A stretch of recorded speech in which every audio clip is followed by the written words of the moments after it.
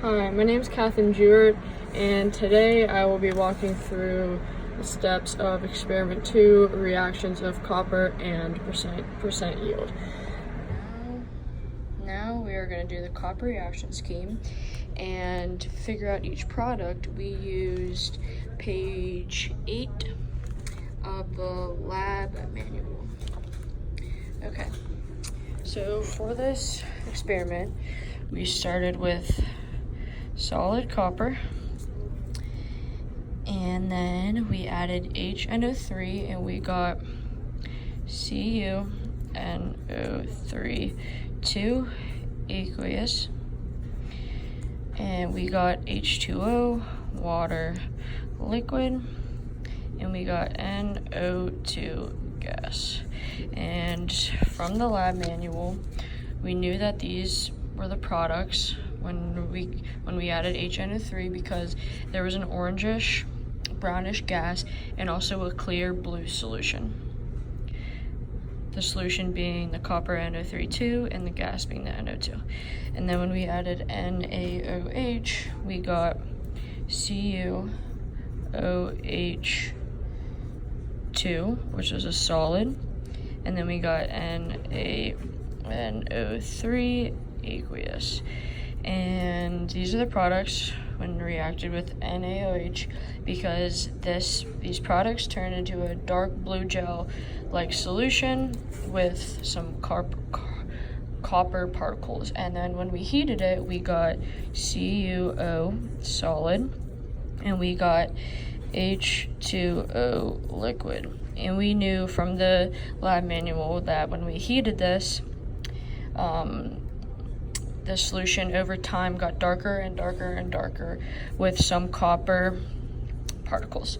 And then when we added H2SO4, we got CuSO4 aqueous, and we got water, liquid water. And we knew that these had to be the products because it turned to a light blue clear solution. And then when we added zinc, we got H2 gas and zinc with a +2 charge aqueous. And we knew that this had to have happened because the solution got really bubbly from the H2 gas, and then it went from green to a clear solution with the zinc particles in it. And then we also got zinc SO4 aqueous solution. And all of the purple boxes are ones that contain copper, because this was a copper reaction experiment. And now we are going to do percent yield, which we obtained the formula also from the lab manual. So now I'm going to walk through the percent yield for the reaction. So the formula is recovered mass of copper, so the final mass at the end, and then the initial mass, which was like the very first thing we did, and then multiply that times 100. So our recovered mass of copper was 1.234 grams copper, and then divided by the initial mass of copper, which was 0.498 grams copper. And we're going to times this by 100%. And when you divide that, you get 247.8%. And now I know that the ideal is as close to 100 as possible, which means you didn't lose anything, and that you got the copper you started with after the entire reaction, you still had the exact same amount of copper.